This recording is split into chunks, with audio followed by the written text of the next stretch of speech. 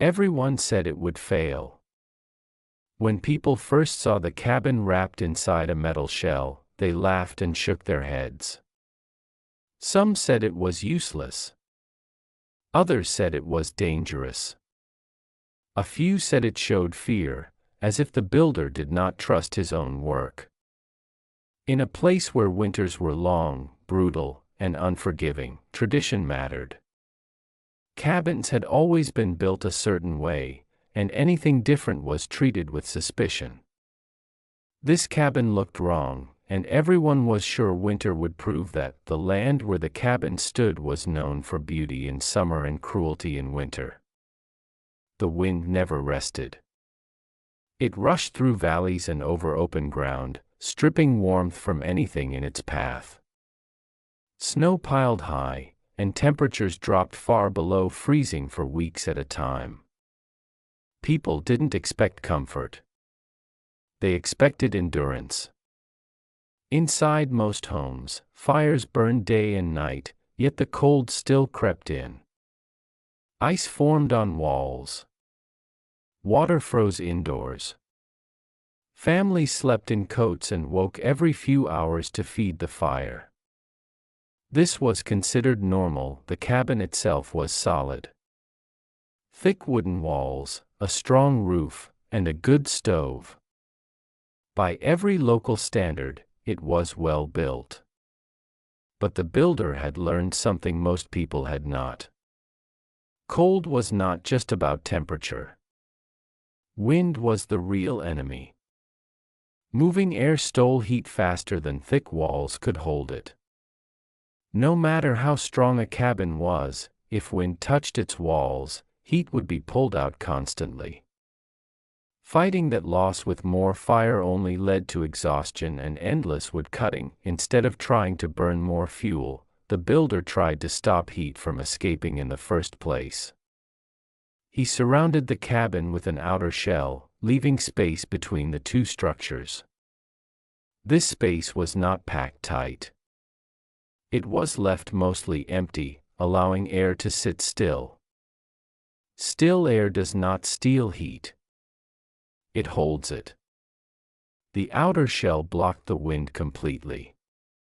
By the time any air reached the cabin walls, it was slow and calm, no longer able to strip warmth away. People warned him it would trap moisture. They said metal would turn the cabin into a freezer. They said ice would form and rot the wood. He listened but continued working. Small vents were added to let moisture escape slowly without creating drafts. The goal was not sealing everything tight, but controlling movement. Air could move, but not rush. When winter arrived, it arrived hard. Temperatures fell lower than most people had ever seen. The cold stayed. Wind howled day and night. Livestock died. Firewood piles vanished quickly. Many homes struggled just to stay above freezing inside. Chimneys clogged with ice. Families gathered in single rooms to conserve heat. Sleep was broken by constant fire tending. People expected the strange cabin to fail first. Instead, something unexpected happened. The smoke from its chimney was thin and steady, not thick and desperate like the others. The builder was seen outside calmly splitting wood, not racing against the cold. At night, there was no frantic activity, no emergency fire feeding. Inside the cabin, it was warm. Not barely livable warm, but comfortable. Children wore normal clothes. People moved freely without huddling near the stove. The temperature stayed steady through the night. Even when the fire burned low, the warmth lingered. The structure itself held heat like a battery, releasing it slowly instead of losing it instantly to the wind. Neighbors began to notice. First quietly, then openly. They stepped inside and felt the difference immediately. Thermometers confirmed it. While outside temperatures dropped to extreme lows, the cabin stayed warm enough to live normally. The amount of firewood being used was far less than anyone believed possible. While others burned through their supplies at alarming rates, this cabin used only a fraction. Skepticism slowly turned into disbelief, and disbelief turned into understanding. The difference was not thicker walls or a bigger stove. It was the elimination of wind at the surface of the cabin. The outer shell took the punishment of the weather. The inner cabin existed in calm air, protected from the forces that usually stripped heat away. People began copying the idea in their own ways. Some built second walls. Others added outer frames with canvas or wood. Some enclosed only the sides that faced the strongest winds. Not every version worked equally well, but all of them showed improvement. Homes stayed warmer. Wood lasted longer. People slept better. What changed was not just temperature, but daily life. Winter stopped being a constant emergency. Children could study. Adults could rest. Families could live instead of endure. The cold was still there, but it no longer ruled every decision. The cabin that everyone mocked became an example. Not because someone claimed credit, but because the results were impossible to ignore. Tradition slowly gave way to practicality. People did not apologize for doubting it. They simply adopted what worked and moved on. The lesson was simple and powerful. Heat loss is easier to prevent than heat is to replace. Wind is more dangerous than cold air itself. Still air is one of the best insulators there is.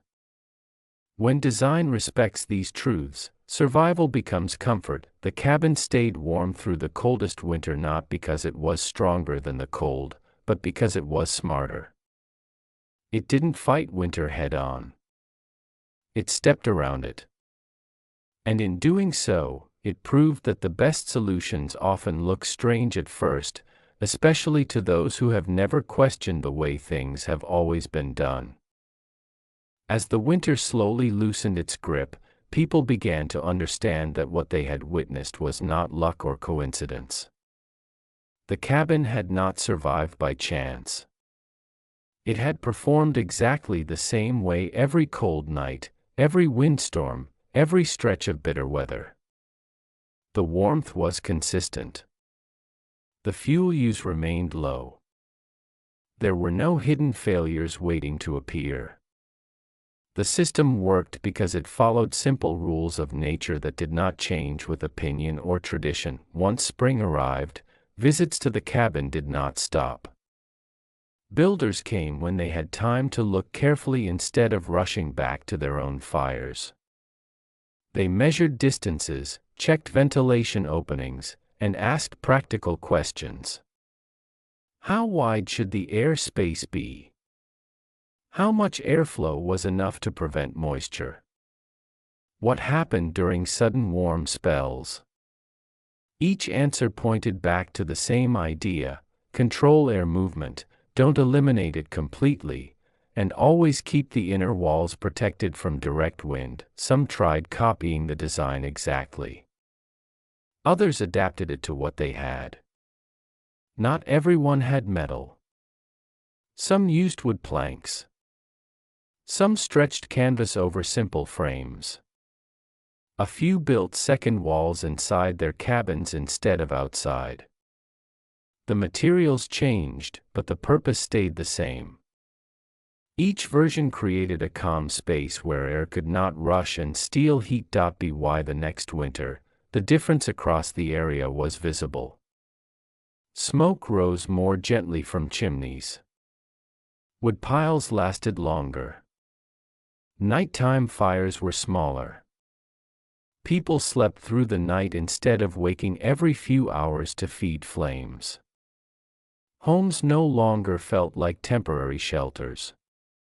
They felt like places meant for living. What surprised many was how little maintenance these systems required. Once built, they did their work quietly. Snow piled against outer walls without affecting the inside. Strong winds battered the outside while the inner cabin remained untouched. Moisture problems never appeared when ventilation was handled correctly. The fear of trapped dampness faded as people saw dry walls and solid wood season after season. Children noticed the change first. Winters became less frightening. Indoor play was normal again. Schoolwork no longer meant frozen fingers. Adults noticed it too, in quieter ways. Less exhaustion. Less anxiety about fuel supplies. More time for repairing tools, reading, or simply resting in the evenings. Over time, the design stopped being unusual. It became one of many accepted ways to build in cold, windy places. New cabins were planned differently from the start. Some were built entirely inside outer shells. Others used layered walls as standard practice. People no longer laughed when they saw it. They nodded instead, understanding exactly why it was there. The original cabin remained much the same. It did not need improvement or replacement. It continued doing what it was built to do, year after year, without drama. Those who once mocked it rarely mentioned their early doubts. On the frontier, people rarely spoke about being wrong. They simply changed their behavior. The cold never disappeared. Winters remained harsh, and storms continued to test every structure. But the relationship with winter changed. It was no longer an enemy that ruled daily life. It became a condition to plan for, not fear. The difference was not technology or wealth, but understanding. What began as a single decision to try something different quietly shifted how people thought about shelter and survival.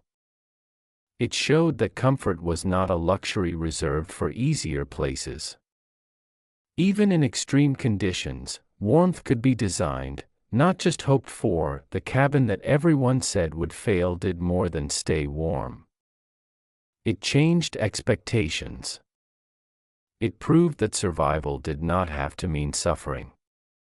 And it reminded people of something easy to forget in hard places: nature follows rules, and when those rules are understood, even the harshest winters can be lived through with dignity. Years passed, and the memory of that first brutal winter slowly became part of local history. It was no longer something people talked about every season, but something remembered in fragments, brought up only when the cold grew especially sharp or when an old storm was mentioned. New families moved into the area over time, drawn by land, work, or quiet living. Many of them never truly understood how hard life had once been during the coldest months. They arrived to cabins that stayed warm, to homes that felt solid and dependable, and to winters that, while still harsh, no longer felt like a constant threat. They lived with a level of comfort that earlier generations had never known, often without realizing how recently that comfort had been impossible. For those who had lived through the earlier winters, the difference was impossible to forget. They remembered nights that felt endless, when the fire burned low and sleep came in short, broken pieces. They remembered waking in darkness, pulling on stiff boots with numb fingers, and stepping into freezing air just to bring in more wood. Hands cracked from cold and labor. Eyes burned from smoke and exhaustion. They remembered the sound of wind pressing against walls, rattling doors, finding every weakness. Cold was not just outside. It lived inside the home, settling into bones and refusing to leave. They remembered children shivering near the stove, blankets wrapped tightly around small shoulders. They remembered breath hanging in the air even indoors. They remembered water freezing overnight in buckets meant to last until morning. Cooking took longer. Washing was harder. Simple tasks demanded more effort. Every day felt heavier in winter, as if the cold itself was something that had to be carried. When those same people sat years later in warmer homes, they understood that the change had not come from luck or from winter somehow becoming gentler. The land had not softened. The wind still blew. The cold still arrived on time every year. What had changed was thinking. People had learned to work with the environment instead of fighting it blindly. They had learned that strength alone was not enough, and that understanding mattered more than endurance. The idea behind the cabin did not spread through official channels or written plans. It moved quietly, carried by people rather than papers. Someone would visit a warm home on a bitter day and feel the difference the moment they stepped inside. They would notice the calm air, the steady warmth, the lack of urgency. They would ask a few questions, not out of excitement, but out of necessity. How is it staying this warm? How much wood are you burning? What did you change? There were no formal instructions passed down in books. There were no diagrams or manuals. Everything was learned through experience and observation. Builders shared what worked and quietly dropped what didn't. Each person adjusted the design slightly, responding to the land, the direction of the wind, the slope of the ground, and the materials they had access to. Some used wood. Some used metal. Some used fabric stretched over frames. The shapes varied. The sizes varied. But the heart of the idea stayed the same. Stop the wind. Slow the air. Protect the inner space. Even those who never copied the design exactly began to think differently. They started paying closer attention to where the strongest winds came from. They placed buildings more carefully on the land instead of simply choosing the most convenient spot. They added porches, sheds, and windbreaks not for storage or appearance, but for protection. Walls that once stood alone now had buffers. Entrances were shielded. Open spaces were softened. These changes were often small, almost unnoticeable at first. But small changes added up. Homes became quieter during storms. The sound of wind faded from a constant roar to a distant presence. Fires burned slower and more evenly. Wood piles lasted longer into the season. Nights became less restless. Winters felt shorter, not because they were warmer, but because they were no longer filled with constant struggle. The original cabin itself remained standing long after the people who built it moved on. Time left its marks, as it always does. Wood weathered. Metal dulled. Small repairs were made when needed. But its purpose never faded.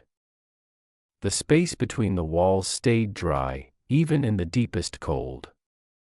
The inner cabin stayed protected, untouched by the worst of the wind. Season after season, the system continued doing its quiet work without drawing attention to itself. People passing by no longer stared or laughed. Most barely noticed it anymore. What once looked strange had become familiar. That, in many ways, was its greatest success. True change often disappears into normal life once it proves itself. The idea no longer needed defending. It simply existed. What mattered most was never the cabin itself, but what it represented. It showed that tradition should be tested, not followed blindly. It showed that doing something the way it has always been done is not the same as doing it well. And it showed that fear of being different often costs more than failure ever could. The people who laughed at the cabin lost nothing by being wrong, but the people who dared to build it gained warmth, rest, and peace of mind. The story also showed that some of the best solutions come from people willing to look foolish for a while. Progress rarely looks confident at first. It often looks awkward, uncertain, and out of place.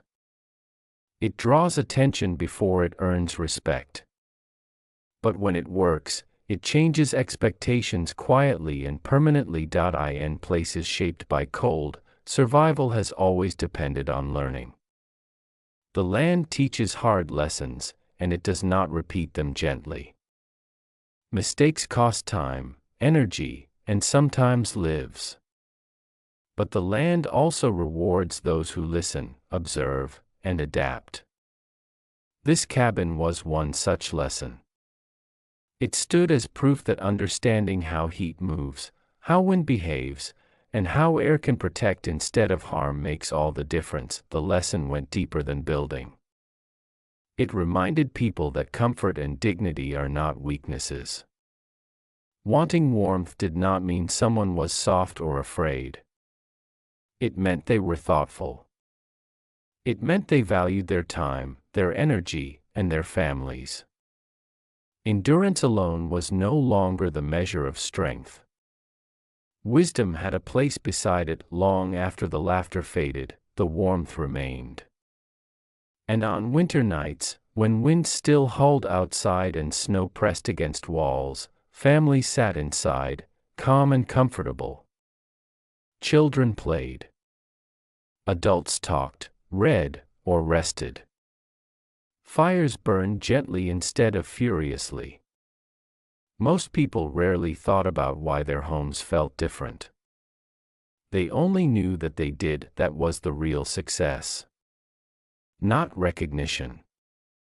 Not praise. Not stories told for attention. But a life made easier by a simple idea applied well. A solution that did not demand constant effort once it was built. A quiet improvement that gave people back their winters. The cabin that everyone said would fail did not change the weather. It did not defeat winter or make the cold disappear. It simply respected how nature worked and built around it.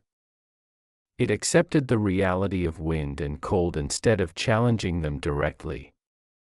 And in doing so, it made life warmer, calmer, and more humane, and that was enough. As time went on, the story of the cabin slowly separated from the people who first witnessed it. It stopped being told as a surprising event and started living quietly inside everyday choices. People no longer pointed to one house and said, "That one changed everything."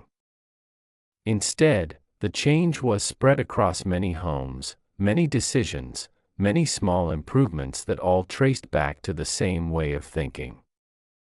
The idea had blended into daily life so completely that few remembered where it began. New generations grew up without knowing how hard winter had once been. To them, a warm house was normal. Sleeping through the night without waking to tend a fire was expected. Wearing light clothes indoors during deep winter felt ordinary. When elders spoke about frozen walls and endless nights of feeding fires, it sounded almost unreal, like stories from another world. The children listened politely but could not fully imagine it, because their experience of winter was different. For those who remembered the old days, this quiet change carried deep meaning. They understood that progress does not always arrive with noise or celebration. Sometimes it arrives quietly, wrapped in practical decisions that simply make life better. There were no monuments built to mark the shift. No one claimed credit. But every warm evening and every restful night stood as proof that something important had changed. The land itself seemed to feel the difference. Woodlots recovered as fuel was used more carefully. People cut less in panic and more with intention. Time once spent hauling endless firewood was now used repairing tools, helping neighbors, or simply resting. Winter no longer drained every ounce of energy before spring arrived. People emerged from cold seasons tired, but not broken. The design did not make people careless. Fires were still respected. Weather was still watched closely. But fear no longer ruled every decision. Confidence replaced desperation. Homes felt like protection instead of temporary shelter. This shift changed how people thought about building, planning, and living in difficult places. The cabin's lesson extended beyond cold climates. It reminded people everywhere that working against nature often costs more than working with it. Instead of forcing strength where it is constantly drained, smart design redirects pressure and lets systems support themselves. This idea applied not only to buildings, but to tools, routines, and even community life. What began as a solution to cold became a reminder of human adaptability. It showed that intelligence is not always loud, and innovation does not always look impressive at first glance. Sometimes it looks awkward. Sometimes it looks wrong. But when it solves real problems, it earns its place quietly and permanently. In later years, when storms came and winds howled across the land, few people thought about why their homes stayed warm. They simply trusted that they would. That trust was built not on hope, but on understanding passed down through practice. Knowledge had become habit, and so the cabin's influence lived on, not as a famous structure, but as a way of thinking. A reminder that comfort and survival do not have to be opposites. That wisdom often arrives disguised as simplicity.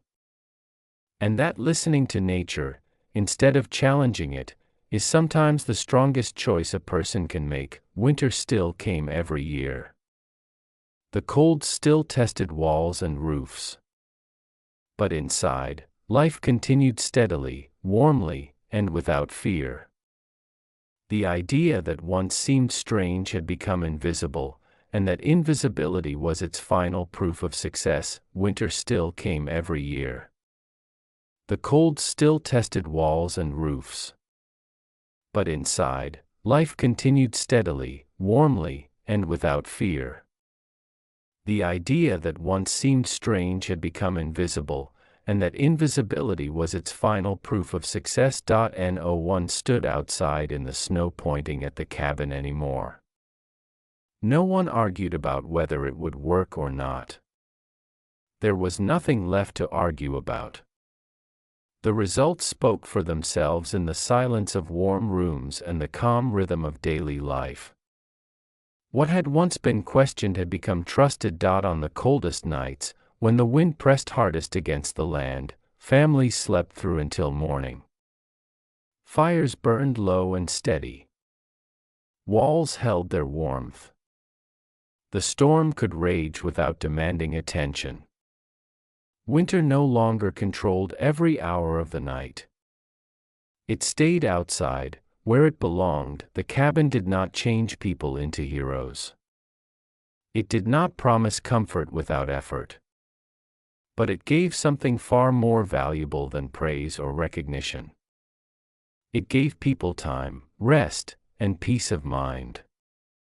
It allowed winter to be endured without being feared, and so the story ended not with applause, but with quiet evenings, steady warmth, and lives lived a little easier than before.